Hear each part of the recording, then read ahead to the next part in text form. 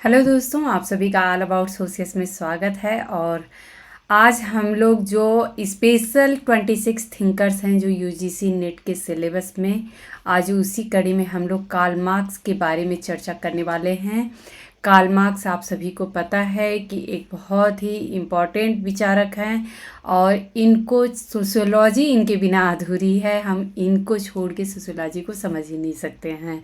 तो चाहे वो यूपी पीजीटी का सिलेबस हो, चाहे फिर यूजीसी नेट का सिलेबस है, इवन कोई भी समाजशास्त्र से रिलेटेड अगर एग्ज़ाम होता है तो ये एक ऐसा नाम है जो कि महत्वपूर्ण हो जाता है। तो आज हम लोग इनके बारे में डिस्कस करने वाले हैं। मैं यहाँ पे आप लोगों को ये बता दूं कि इसमें जो कंटेंट हैं, कुछ विकिपीडिया से कंटेंट लिए गए हैं, कुछ इग्नू मटेरियल से लिए गए हैं। साथ ही इग्नू के कुछ जो कंटेंट में एमसीक्यू क्वेश्चन थे उनको भी मैंने इसमें इंक्लूड किया है।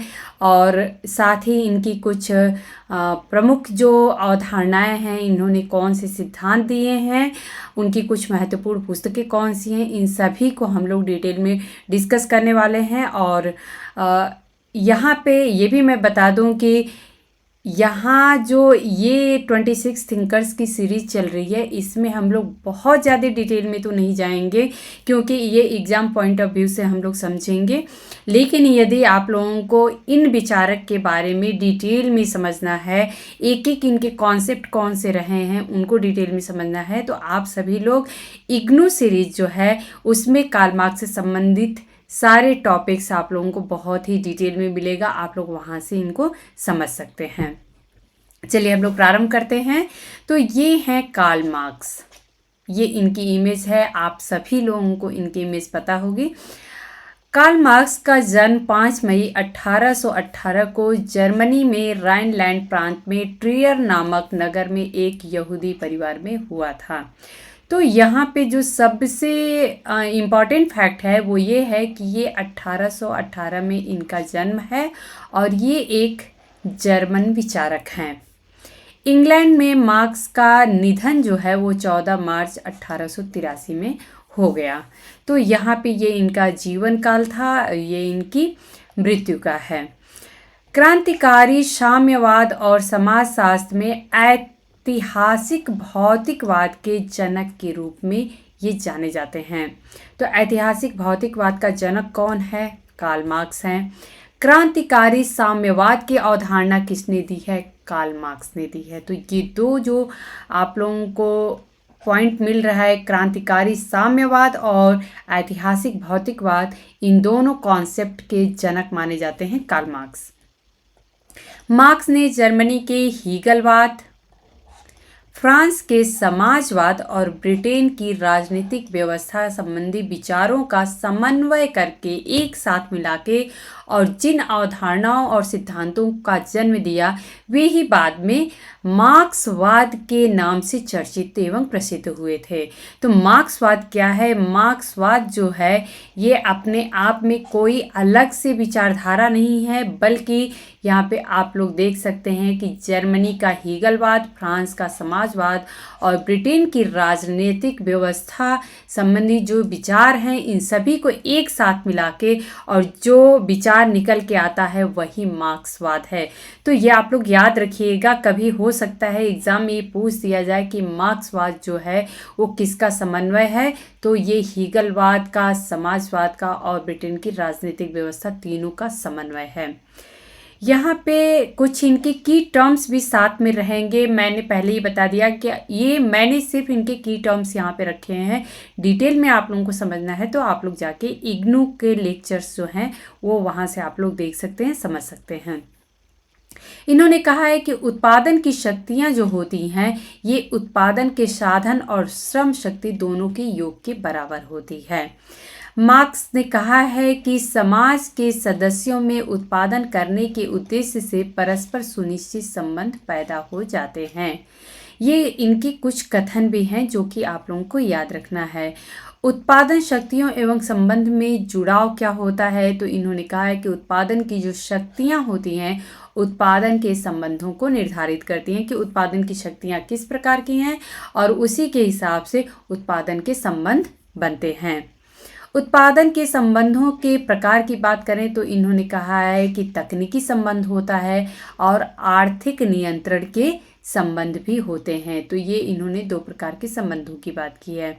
उत्पादन संबंधों की प्रकृति क्या होती है, इनका नेचर क्या होता है, तो उत्पादन के संबंध जो होते हैं वो सामाजिक संबंध होते हैं, क्योंकि उत्पादन जो है वो समाज के बीच की ही एक प्रोसेस है। उत्पादन के संबंध व्यक्तियों के मध्य संबंध होते हैं, जबकि उत्पादन के साधन जो हैं वो व्यक्तियों और वस्तुओं के मध्य संबंध होते हैं। तो यहाँ पे आप लोग उत्पादन के संबंध और उत्पादन के साधन दोनों में डिफ्रेंशिएट कर सकते हैं। दोनों में अंतर क्या है बेसिक, कि यदि व्यक्तियों के मध्य संबंध है तो ये उत्पादन के संबंध है, और यदि व्यक्तियों और वस्तुओं के मध्य क्या संबंध पाया जाता है उसको हम उत्पादन के साधन कहते हैं। उत्पादन संबंधों से उत्पादन शक्ति में बदलाव आता है। उत्पादन के संबंध बदलते हैं तो उत्पादन की शक्तियाँ भी बदलती रहती हैं। उत्पादन के संबंधों से उत्पादन की शक्तियों में परिवर्तन लाए जा सकते हैं तथा ये संबंध शक्तियों पर प्रभुत्व भी स्थापित कर सकते हैं। जैसे कि आप लोग देखेंगे जो आदिम समाजवाद है, फिर कृषक समाज आया, उसके बाद से आधुनिक समाज आया, तो इस तरीके से जिस प्रकार से हम देखेंगे कि जो उत्पादन के संबंध हैं इनमें किस प्रकार से बदलाव आता है, तो उनकी शक्तियों में न्यू न्यू टेक्नोलॉजी आती है, नए नए तरीके से। आज से हम देखें जो आदिम समाज में जो कृषि व्यवस्था देखने को मिलती थी वो आज के आधुनिक समाज में बहुत ज़्यादा बदल गई है। या फिर अगर जो हम मशीनी उपकरण वगैरह देखें तो उनका भी काफ़ी कुछ परिवर्तन हमें देखने को मिलता है। तो इस प्रकार से उत्पादन के संबंधों से उत्पादन की शक्तियों में भी बदलाव देखने को मिलता है। अब यहाँ पे इनके कुछ की टर्म है। उत्पादन प्रणाली में निर्णायक तत्व क्या होते हैं, तो कार्ल मार्क्स ने अतिरिक्त उत्पादन को माना है। जैसे कि इसको सरप्लस आप उत्पादन बोल सकते हैं, अतिरिक्त उत्पादन है तो इसको हम बोलेंगे कि सरप्लस प्रोडक्शन जो है। जैसे कि अगर मान लेते हैं कि हमने कुछ सामान लिया, उससे हमने बनाया तो थोड़ा ज़्यादा हमको प्रॉफिट हुआ। अगर मान लेते हैं कि हमने ए में मान लेते हैं 10 नंबर्स हमने पेन बनाया, इसकी वैल्यू जो है अगर हम बोलें कि बनाने का कास्ट जो हमारा आया वो लगभग अगर हम मान लेते हैं कि 50 रुपीज़ आया, तो हमने उसको मार्केट में बेचा, वो 100 रुपीज़ में बेच दिया। 100 रुपीज़ में बेचा तो ये 50 रुपीज़ का हमारा कास्ट लगा था, 100 में बेच दिया।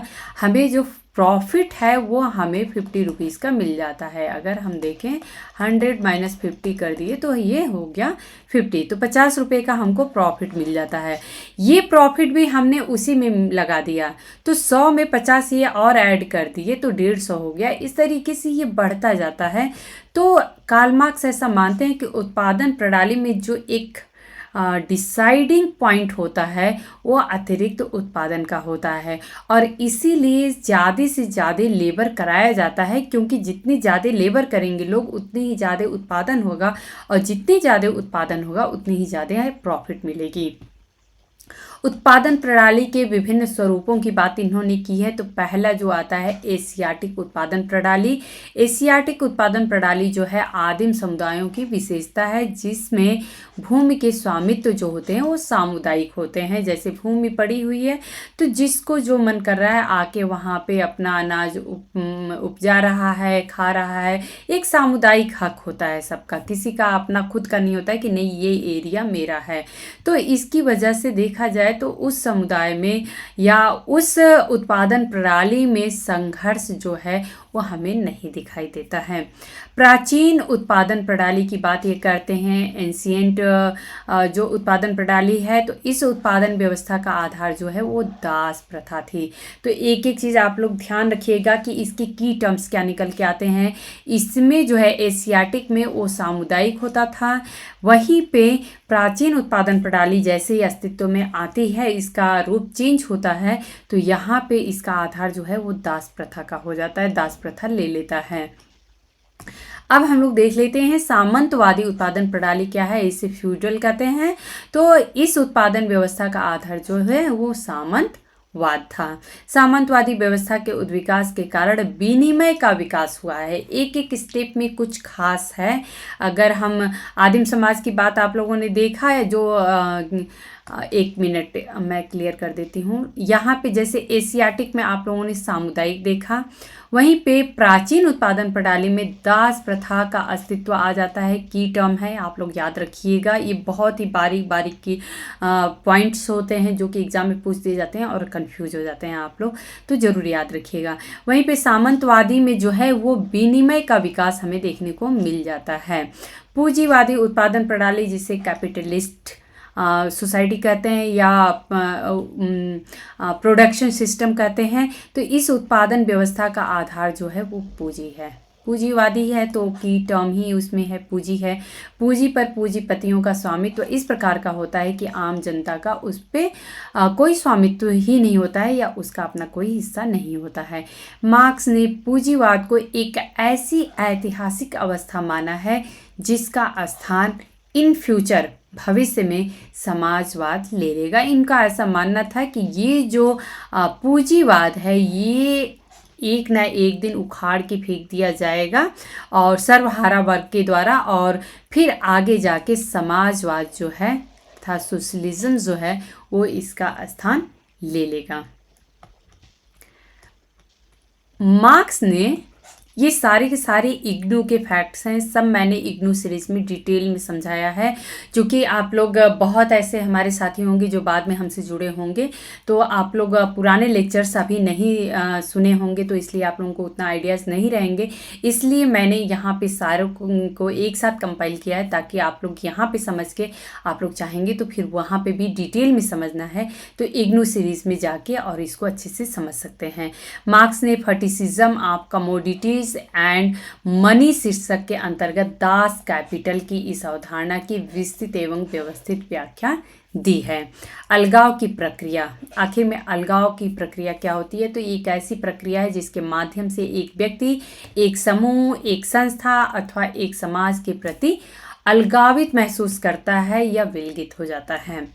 इसमें इन्होंने कहा है कि 4 अवस्थाएं होती हैं अलगाव की। पहली ऐसी है कि अपनी क्रियाओं अथवा उत्पादों के प्रति ही अलगाव महसूस होता है कि मैं क्या बना रहा हूँ, मैं क्या कर रहा हूँ, मैं क्या उत्पादित कर रहा हूँ, उससे उसका जो उसका खुद का उत्पाद होता है उससे उसका मोह भंग हो जाता है, उससे अलगावित महसूस करता है। दूसरा जो स्टेज आता है कि वह उस वातावरण के प्रति अलगावित महसूस करता है जिसमें वह रहता है।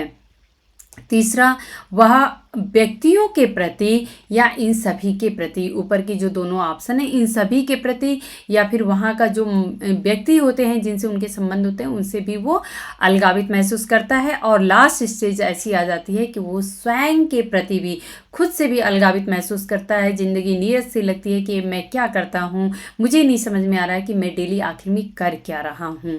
तो इस प्रकार से वो स्वयं से भी अलगावित हो जाता है।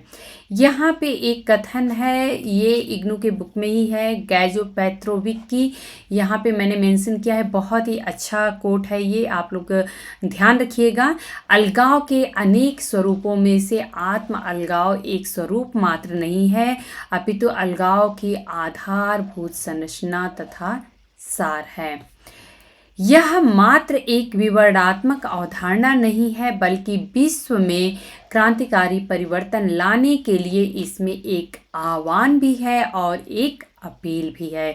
ये कथन जो है वो गैजो पेत्रोविक का है और मैं यहाँ पे इसलिए मेंशन की हूँ कि आप लोगों को कहीं ये कन्फ्यूजन हो जाए कि चूँकि यहाँ पे बात अलगाव की जा रही है, क्रांतिकारी परिवर्तन की बात की जा रही है, तो ये कथन कार्ल मार्क्स का हो सकता है। तो ये कथन कार्ल मार्क्स का ना होके बल्कि गैजो पेत्रोविक का है। मानवीय समाज का आधार क्या है? तो कार्ल मार्क्स ने कहा है, उन्होंने माना ये भौतिक उत्पादन को उन्होंने ज़्यादा जोर दिया है, उसी का उन्होंने समर्थन किया है।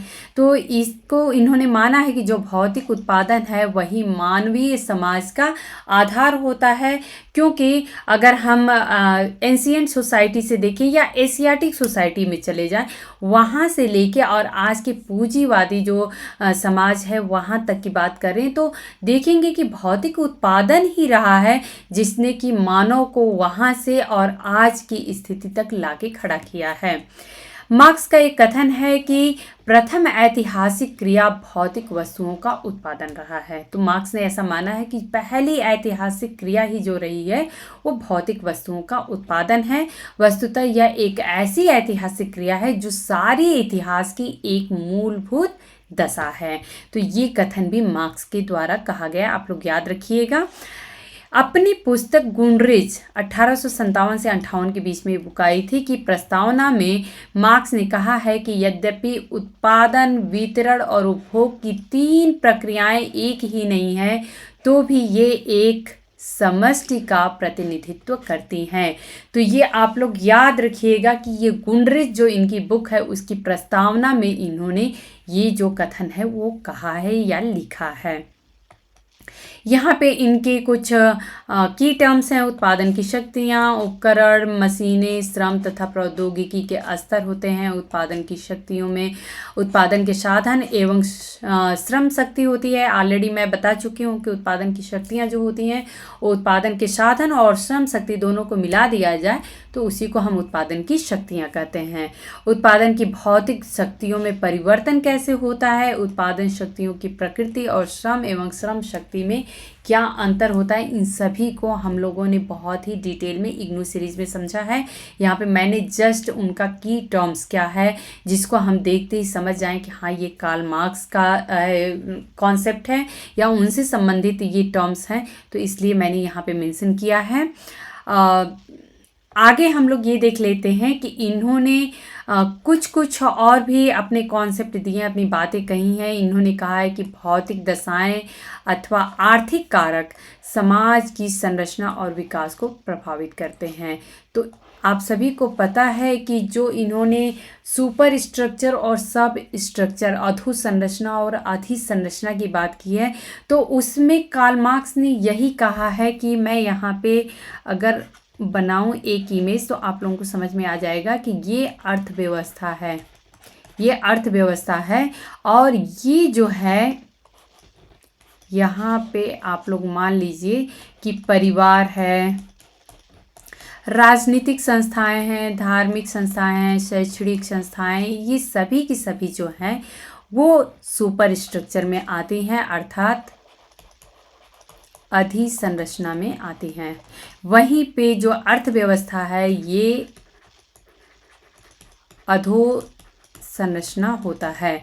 तो उन्होंने माना है कि जो बेस है वही अर्थव्यवस्था है और इसी पे जो बाकी सारी चीज़ें हैं वो टिकी हुई हैं, अर्थात जो सुपर स्ट्रक्चर है वो सब स्ट्रक्चर पे ही टिका हुआ है। बेस जो है वो अर्थव्यवस्था है और बाकी जो हमें ढांचा दिखता है इससे जुड़ा हुआ समाज में और भी, जैसे कि परिवार है, धार्मिक संस्थाएं हैं, राजनीतिक संस्थाएं हैं, शैक्षणिक संस्थाएं, ये सभी की सभी जो हैं ये अर्थव्यवस्था पे ही डिपेंड करती हैं या निर्भर करती हैं। तो इन्होंने कहा है कि भौतिक दशाएं अथवा आर्थिक कारक जो होती है वही समाज की संरचना और विकास को प्रभावित करते हैं। ऐतिहासिक भौतिकवाद का आखिर में मीनिंग क्या होता है? तो ऐतिहासिक अर्थात मानवीय समाज का एक अवस्था से दूसरी अवस्था में विकसित होने की क्रिया तथा भौतिकवाद का अर्थ ये निकलता है कि मानवीय समाज की व्याख्या भौतिक अथवा आर्थिक आधार पे करना। अब बस इन्हीं दोनों को मिला दिया गया तो ऐतिहासिक भौतिकवाद हो गया है कि किस प्रकार से जो एक आदिम साम्यवाद का समाज था और वहाँ से लेके पूंजीवाद के समाज में किस प्रकार से भौतिक जो हमें अर्थव्यवस्था दिखती है उसमें परिवर्तन आता गया और उसी प्रकार से मानव समाज में विकास किस प्रकार से होता गया या उनमें परिवर्तन कैसे होता गया, तो इसको इन्होंने ऐतिहासिक भौतिकवाद के कॉन्सेप्ट से समझाया है। लोकतंत्र में मार्क्स का विश्वास था। लोकतंत्र तथा साम्यवाद के बारे में भी इन्होंने डिस्कस किया है। इतिहास की अवधारणा भी इन्होंने दी है। अंतर संबंधित समष्टि के रूप में इन्होंने समाज को देखा है कि सभी के सभी जो समाज के तत्व हैं वो एक दूसरे से कैसे जुड़े हुए होते हैं, कनेक्टेड होते हैं। तो ये इनके कुछ की टर्म्स हैं। इन सभी को हमने डिटेल में जो इग्नू सीरीज है उसमें समझाया, आप लोग वहाँ से समझ सकते हैं। समाज की परिवर्तनशील प्रकृति होती है, ये हम सभी को पता है। मानवीय प्रकृति तथा सामाजिक संबंध के बारे में भी कार्ल मार्क्स ने बात की है। A contribution to the critique of political economy 1859। तो ये बुक जो है ये भी बहुत ही ज़्यादा इम्पॉर्टेंट बुक है कार्ल मार्क्स की, आप लोग याद रखिएगा। यहाँ पे अभी आप लोगों को देखने को मिल रहा है अधोसंरचना तथा अधिसंरचना, इंफ्रास्ट्रक्चर एंड सुपर स्ट्रक्चर, या फिर इंफ्रास्ट्रक्चर को सब स्ट्रक्चर भी वो कहते हैं।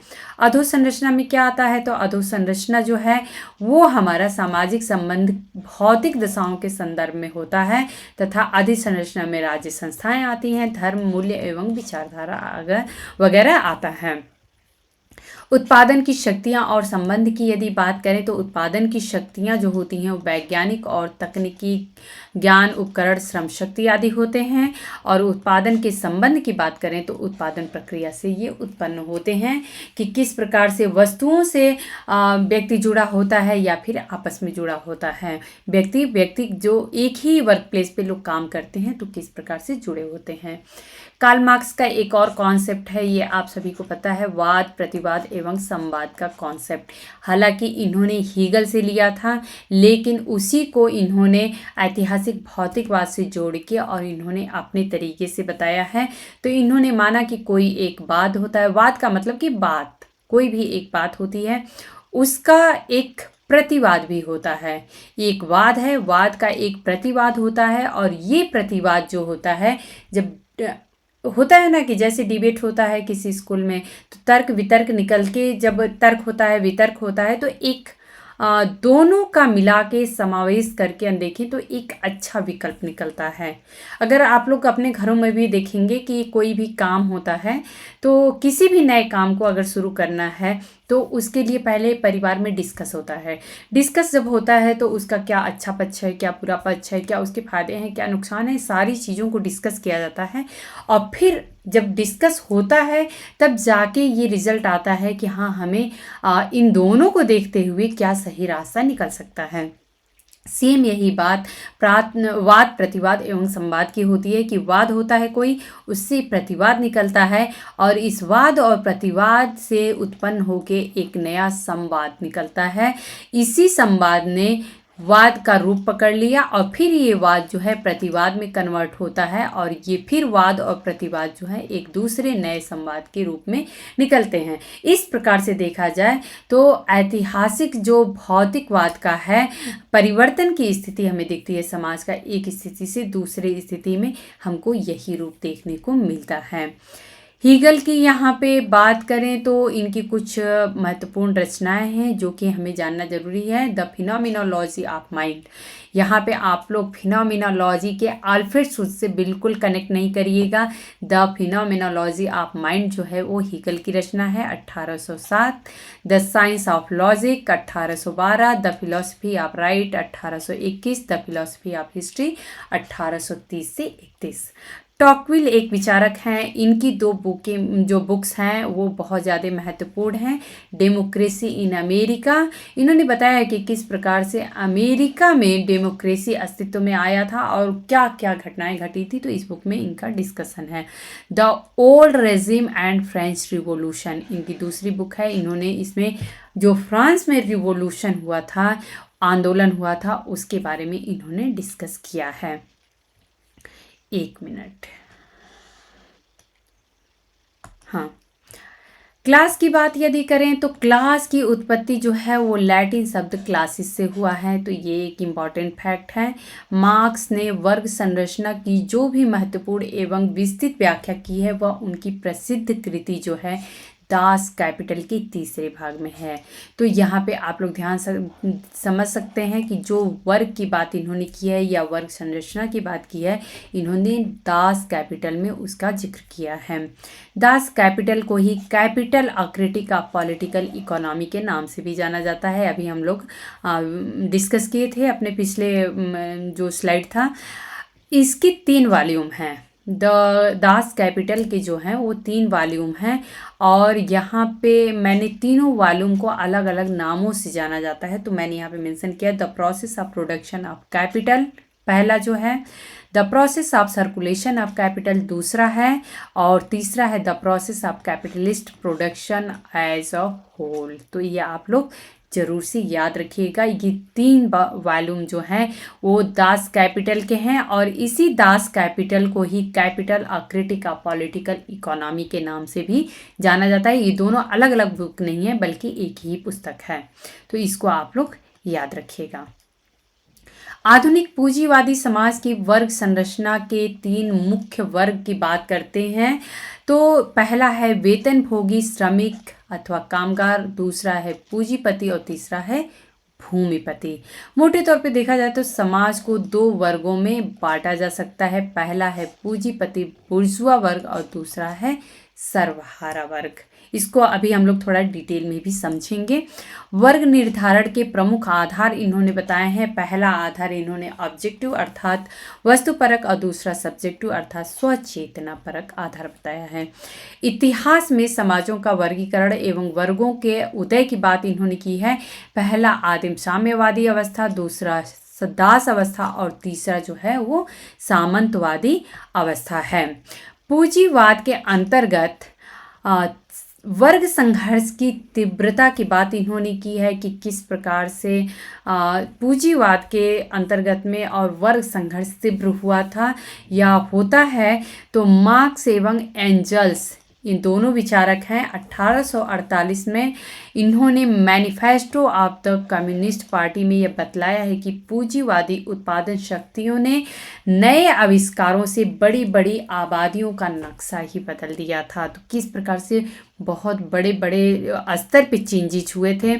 सर्वहारा के एक क्रांतिकारी सिद्धांतों का संक्षिप्त एवं सरल व्याख्या है manifesto of the communist party. तो ये आप लोग ध्यान रखिएगा कि ये कम्युनिस्ट पार्टी की एक मैनिफेस्टो था। इनकी विचारधारा थी कि इसमें क्या क्या चीज़ें होनी चाहिए। इकोनॉमिक एंड फिलोसॉफिकल मैन्यूस्क्रिप्ट की बात करें तो ये 1844 में प्रकाशित हुई थी और इस बुक में साम्यवाद के अंतर्गत निजी संपत्ति, स्व का अलगाव तथा मनुष्य का मनुष्य के द्वारा शोषण पूर्ण रूप से समाप्त हो जाएगा, ऐसी विचारधारा इसमें दी गई है इकोनॉमिक एंड फिलोसॉफिकल मैन्यूस्क्रिप्ट में। वर्ग एवं वर्ग संघर्ष की बात करें तो इसमें कार्ल मार्क्स का एक बहुत ही प्रसिद्ध कोट है। आप सभी को पता है कि आज तक के समाज का जो इतिहास है वो वर्ग संघर्ष का इतिहास रहा है या है। इनकी प्रमुख पुस्तकें देख लेते हैं। The Holy family 1845। इस पुस्तक में प्रथम सर्वहारा का उल्लेख किया गया है। सबसे पहले सर्वहारा का अगर उल्लेख किया गया तो कौन सी बुक में किया गया है, ये है the Holy family. The German ideology, very very important books हैं ये सब। इस पुस्तक में इन्होंने द्वंद्वात्मक भौतिकवाद और ऐतिहासिक भौतिकवाद की विस्तृत व्याख्या की है। द जर्मन आइडियोलॉजी आप लोग जरूर याद रखिएगा। ये बुक जो है वो 1847 में प्रकाशित हुई थी। द पॉवर्टी ऑफ फिलोसफी, इस पुस्तक में सर्वप्रथम द्वंद्वात्मक और ऐतिहासिक भौतिकवाद के बुनियादी सूत्र पेश किए गए थे। बहुत ही बेसिक डिफरेंस है। द्वंद्वात्मक भौतिकवाद और ऐतिहासिक भौतिकवाद की विस्तृत व्याख्या जो है वो द जर्मन आइडियोलॉजी में की गई है। वहीं पे अगर बुनियादी सूत्र बताया जाए कि किस में वो किया गया था, फॉर्म किया गया था, तो द पॉवर्टी ऑफ फिलॉसफी में किया गया था और ये बुक भी 1847 में प्रकाशित हुई है। The class conflict in France, ये बुक जो है वो भी बहुत ज़्यादा इम्पॉर्टेंट है। मैं इसका फ्रंट कवर पेज भी आप लोगों को दिखाऊंगी। तो the class conflict in France ये आप लोग ज़रूर याद रखिएगा, 1848 से 1850। इसमें मार्क्स ने सर्वहारा के अधिनायकत्व के प्रसिद्ध सूत्रों का प्रयोग किया है। इसमें पहली बार वर्ग संघर्ष की बात की गई थी। The class conflict in France, इस बुक में पहली बार वर्ग संघर्ष की बात की गई। ये बहुत ही इंपॉर्टेंट फैक्ट्स हैं। ये पेज अपने आप में बहुत सारे फैक्ट्स आप लोगों को दे रहा है, तो इसको आप लोग ज़रूर याद रखिएगा, ध्यान रखिएगा। यहाँ पे कुछ कथन है कार्ल मार्क्स के द्वारा कहे गए हैं। पदार्थ भौतिक तत्व निर्धारित करते हैं, न कि पदार्थ भौतिक तत्व निर्धारित करते हैं कि चेतना विचार का स्वरूप क्या होगा, न कि चेतना डिसाइड करती है कि भौतिक तत्व क्या है। तो यहाँ पे ये पदार्थ जो है वो आप लोग कोष्टक में लिख लीजिएगा। पदार्थ अर्थात भौतिक तत्व निर्धारित करते हैं कि चेतना विचार का स्वरूप क्या होगा, न कि चेतना निर्धारित करती है कि भौतिक तत्व का स्वरूप क्या होगा। यहाँ पे एक और भी इम्पॉर्टेंट कोट है, ये आप सभी को पता है कि हीगल सिर के बल खड़े थे, मैंने उन्हें पैरों के बल खड़ा कर दिया। ये एक बहुत ही प्रसिद्ध कोट है, कार्ल मार्क्स के द्वारा कहा गया है। और इसी पे एक कोट और कहा गया है, सेम कहा गया है कि कार्ल मार्क्स सिर के बल खड़े थे, मैंने उन्हें पैरों के बल खड़ा कर दिया। ये कथन किस विचारक के द्वारा कहा गया है, ये आप सभी का होमवर्क है। आप लोग ज़रूर से इसे ढूंढ के और कमेंट में हमें बताइएगा कि ये कथन किस विचारक के द्वारा कहा गया है। धर्म पीड़ित लोगों की आह है, तो ये आप सभी को पता है। ये सारे के सारे कथन बहुत ही ज़्यादा इम्पॉर्टेंट हैं। एक बेदिल दुनिया की भावना आत्महीन स्थितियों की आत्मा है, यह जनसाधारण की अफीम है। अलग अलग भी पूछ दिया जाता है किसने कहा है धर्म पीड़ित लोगों की आह है, या फिर ये एक जनता के लिए अफीम का काम करती है। तो ये सारे के सारे कथन जो हैं कार्ल मार्क्स से संबंधित होते हैं। और यहाँ पे इनका आप सभी को पता है वेरी वेरी इंपॉर्टेंट कोट, अभी तक के समाजों का इतिहास जो है वो वर्ग संघर्ष का इतिहास है। तो ये भी कार्ल मार्क्स के द्वारा कहा गया है। यहाँ पे हम लोग ये समझ लेते हैं कि कार्ल मार्क्स ने पूंजीवादी जो समाज है इनको 3 वर्गों में विभाजित किया है। इन्होंने कहा है कि एक भूस्वामी है, दूसरा पूंजीपति है और तीसरा श्रमिक वर्ग है। हालांकि ये जो तीनों हमें दिखते हैं वर्ग, इनको पूंजी जो वादी समाज है उसमें कार्ल मार्क्स ने माना है कि जो भूस्वामी होते हैं और जो पूंजीपति हैं, इन दोनों को लगभग हम देखें तो भूस्वामी की उतनी अपनी खुद की वैल्यू नहीं रह जाती है। जिनका कि ज़मीनों पे अधिकार है वो वर्ग ज़्यादा इम्पॉर्टेंट हो जाता है, जो कि पूंजीपति वर्ग है, जिनका कि उन पे भी नियंत्रण होता है। क्योंकि जिनके पास पैसा होता है उनका जो है वो जो भूस्वामी है उन पे भी नियंत्रण होता है, और जो श्रमिक वर्ग है उन पे भी नियंत्रण होता है। तो इस प्रकार से अगर देखें तो 2 रूपों में ही सिर्फ बढ़ जाते हैं, मेन जो है वो पूंजीपति और श्रमिक वर्ग के रूप में आ जाते हैं।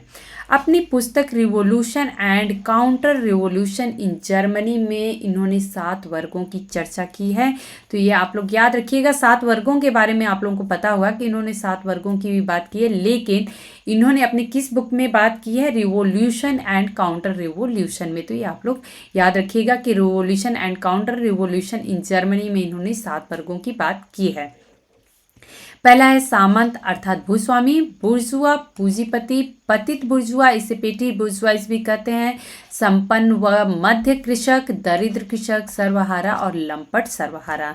तो ये 7 जो हैं वर्गों की बात इन्होंने अपनी इस पुस्तक में की है। वहीं पे इन्होंने दूसरी पुस्तक the class struggle in France, इस पुस्तक में इन्होंने 4 वर्गों की बात की है, बुर्जुआ, कृषक, सर्वहारा व लंपट सर्वहारा।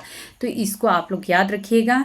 यहाँ पे कार्ल मार्क्स से संबंधित कुछ इनके जो सिद्धांत इनके दिए गए हैं मैंने जस्ट यहाँ पे समराइज कर दिया है। अतिरिक्त मूल्य का सिद्धांत कार्ल मार्क्स का है। द्वंद्वात्मक भौतिकवाद का सिद्धांत ये कार्ल मार्क्स का है। ऐतिहासिक भौतिकवाद का सिद्धांत कार्ल मार्क्स का है। अलगाव का सिद्धांत, सामाजिक परिवर्तन का सिद्धांत और प्रस्तुति की अवधारणा। तो ये जो सारे कॉन्सेप्ट हैं ये सारे के सारे कार्ल मार्क्स से संबंधित हैं। आगे मैंने यहाँ पे कुछ जो भी इग्नू में MCQ बेस्ड क्वेश्चन थे, इसका मैंने अलग से एक लेक्चर ही बनाया है। तो यहाँ पे मैंने अगेन वो क्वेश्चन मेंशन कर दिया है। इस क्वेश्चन को आप लोग समझिएगा, इसको मैं डिस्कस नहीं करूँगी क्योंकि ऑलरेडी मैंने एक लेक्चर में कर दिया है। सेम चीज़ को बार बार डिस्कस करना सही नहीं है और टाइम भी जाता है।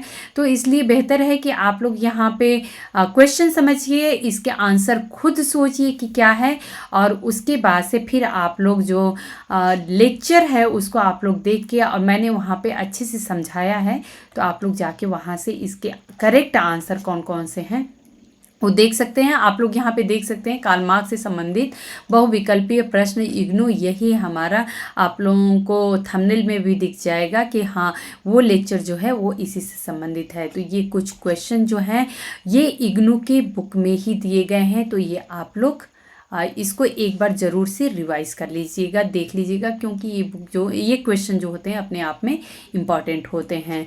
तो यहाँ पे आप लोग देख सकते हैं किस उत्पादन प्रणाली में श्रम शक्ति बेची व खरीदी जाती है। सामंतवादी प्रणाली पे प्रश्न है।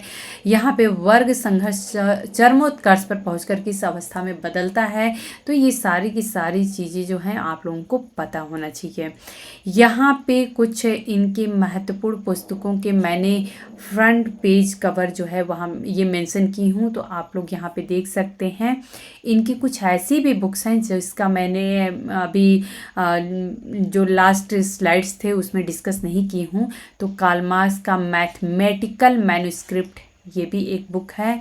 कैपिटल इन मांगा, ये आप लोग ध्यान रखिएगा, कार्ल मार्क्स के द्वारा लिखा गया है। यहाँ पे आप लोग देख सकते हैं कार्ल मार्क्स और एंजल्स दोनों साथ हैं, तो आप लोग समझ सकते हैं।